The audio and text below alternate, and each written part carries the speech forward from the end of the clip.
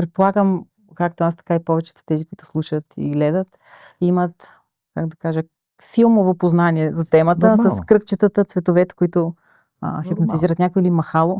Каква е, има звуци, гонг, или знаеме всички този щракнато с пръсти, което приключва събуждането. Това е само по филмите. Каква е ролята на звука? Наистина има. Ти ползваш ли музика в практиката, някакви звуци специални, или разчиташ на глас или тишина? Въпросът е такъв. Хипнозата трудно може да се представи популярно в реалния вариант, защото тя е скучна. Тоест няма как да гледаш как човек не прави нищо и ти не правиш нищо с него, така че слагат разни махала, музики, гонгове, светлинки, всякакви такива работи. Винаги е много драматично. Всъщност това, което се случва, е, че транс е състояние, в което човек влиза навътре в себе си и той игнорира всичко, което е наоколо. Няма нито желание да говори, нито да се движи, нито да мърда. Всички други неща са повърхностно преживяване транса. Когато съответно той се затвори на очи, какво ще му въртиш отпред часовници и разни спирали. Основното нещо, за може човек да влезе навътре, да насочи вниманието си навътре към себе си, да изключи вниманието навън. Това става най-лесно, когато се затвори очите. В тишина. Не помага музика, тишина, някакъв звук. Не винаги има перфектните условия. Няма нужда и да има тишина, но общото всеки друг шум и звук наоколо може да бъде само фон на гласа на човек, който води сеанса, да кажем. Човек може да релаксира по много начини. И с музика, и с гонгове, и с масаж, и с каквото си иска.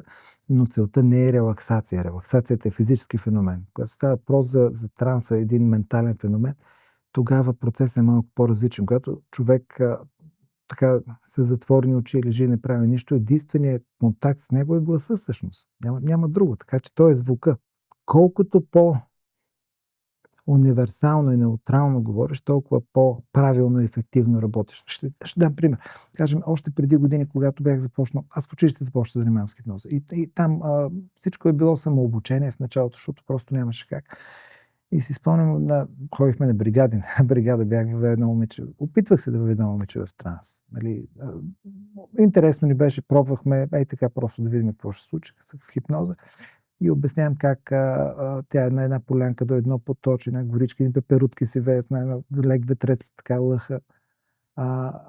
Един вид описвах една хубава ситуация, спокойна. Тя като се отвори очите, каза как не те е срам, сама в тая гора, нали, тук някаква река студена, кой ще дойде, кой няма да дойде. Тоест, всяка една конкретика, която дадеш за един е подходящ, за друг не е подходяща. Нали, някой човек може да му обясняваш, нали, как той с една раница с камъни ходи по Балкана и всеки камък е неговия, да кажем, това е съотношение с майка му, пак това се не знам си какво и те се късат и му става по-леко и ходи. Ако се изкарва кръка, като ходи по една, това няма да е много хубав спомен. Тоест, всяка една конкретика трябва да бъде избягвана. Защото естествено, ако човек ни е разказал, да, ако знаем кое е подходящ за него, може да го използваме. По същия начин, използването на музика или на каквото ще да бъде, може да бъде много подходящо за някои хора, може съвсем друга посока да въведе въображението, защото това е една вътрешна ментална дейност, нали, ментален процес.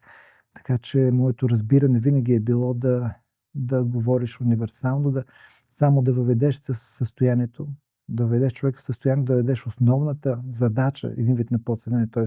че става въпрос за поправяне нещо, за терапия, за това да го накара да се чувства добре в дадена ситуация. А вече конкретиката да се я допълни той сам. Подсъзнанието на другия е по-умно от нашето съзнание. Така че ние трябва да го оставим да работи. Ако кажеш на човека, че се чувства приятно, нали, това е по-правилното, колкото ако се чувства приятно на полянка или в лодка, или на хамак, или някъде другаде. Защото за един е добро, за друг не е добро. Достатъчно на подсъзнание да му кажеш, че трябва да бъде приятно, комфортно преживяване, то ще си допълни как му е приятно. Един ще си избере хамака, друг ще си избере полянката, трети ще си избере. Сам да стигне до целта. Така че гласа е основният, единственият инструмент, който ръководи всъщност транса в хипнозата. Хората по бригадите берат ягоди, вие се хипнотизирате. Да. И това беше след като наберем ягодите. Възможно ли е сами да се хипнотизираме по някакъв начин, като слушаме музика, определени честоти, на специфичен глас на някого? Ние можем сами да се въведеме в това състояние, в транс. Въпросът е, че ако то стане по-дълбоко от алфа ниво, тогава нямаме спомен, няма как да го контролираме. Тоест, думичката самохипноза е малко подвеждаща, защото е правилна и вярна само до алфа ниво, до лекия транс. Ние имаме лек, среден и дълбок транс.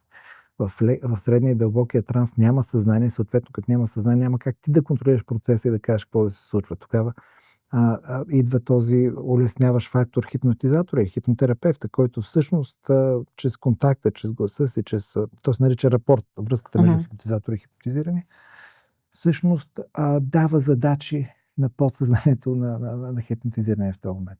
Така че сами може както казах, и да релаксираме, и да бъдем в благодатни, да медитираме, и да си преживяваме всякакви неща творчески.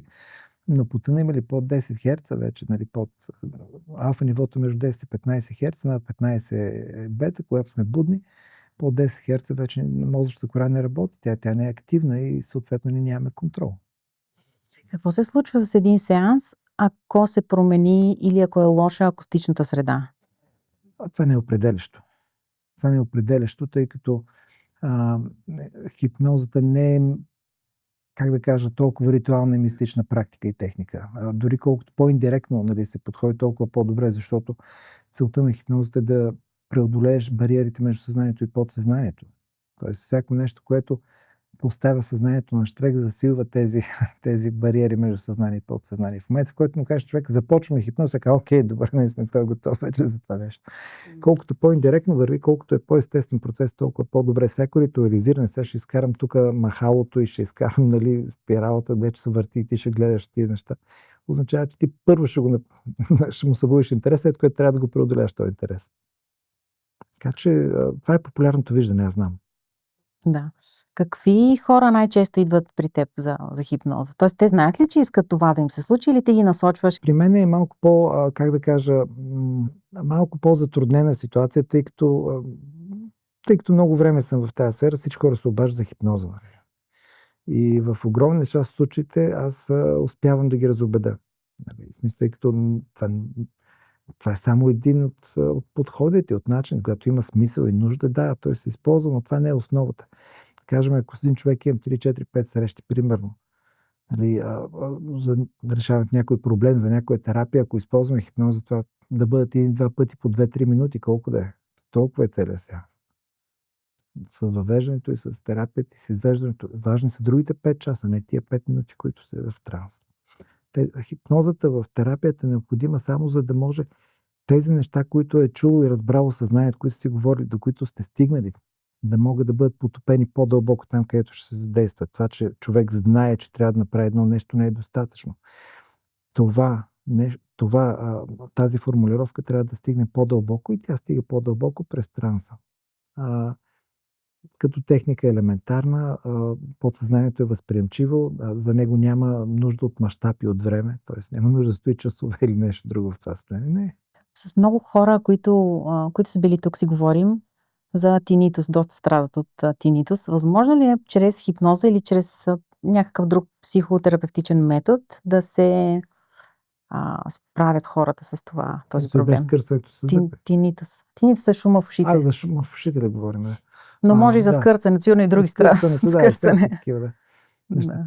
Може и без хипноза. Всяко нещо, което може с хипноза, може и без хипноза. Тоест въпросът никога не е просто техника.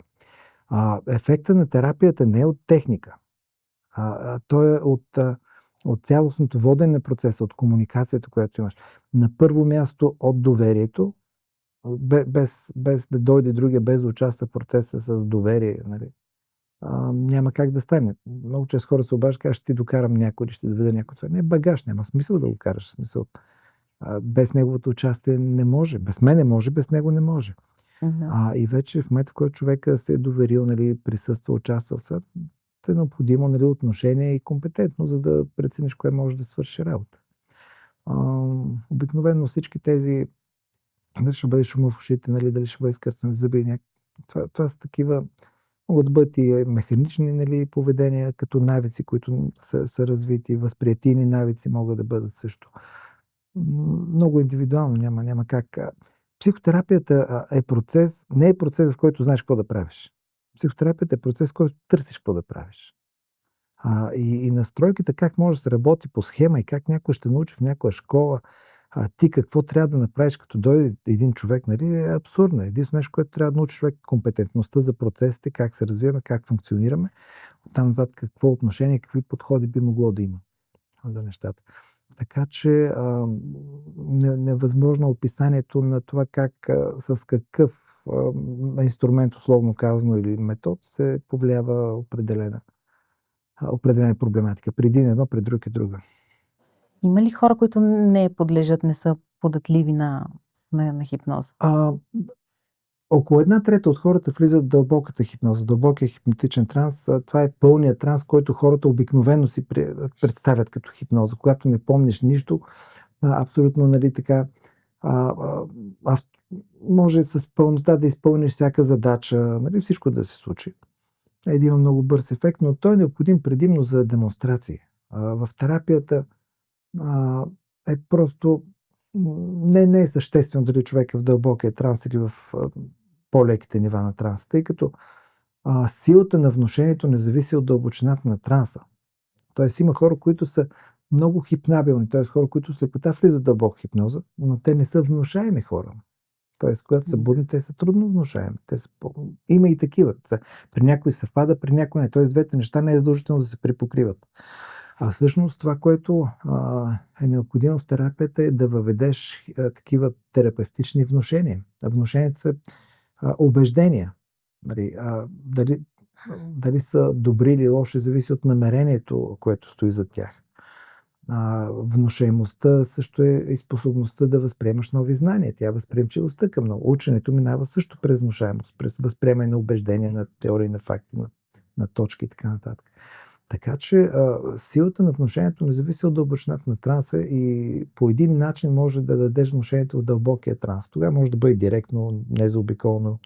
Докато в по-леките състояния на транса или когато човек е буден, трябва да бъде по-индиректно и затова има такива вербални, нали, структури, механизми, за да не се постави на щрек съзнанието. Защото съзнанието просто автоматично ще започне да критикува и да отхвърля това, което му казва. Ще намери аргументация, защо да не го изпълни така нататък.